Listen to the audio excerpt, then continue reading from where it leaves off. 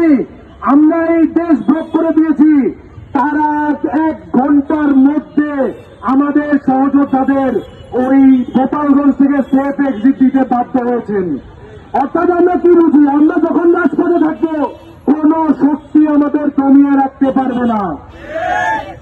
তাই আমি আজ ধন্যবাদ জানাতে চাই আমাদের সকল সহযোদ্ধাদের যারা যেখানে উপস্থিত হয়েছেন এবং আপনাদের উপস্থিতির মাধ্যমে বাংলাদেশে আওয়ামী লীগের যে জাগরণ হওয়ার চেষ্টা ছিল সেটাকে প্রতিহত করেছেন।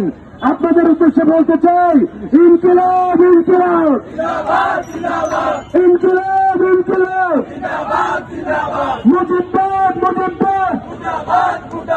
ধন্যবাদ সকলকে।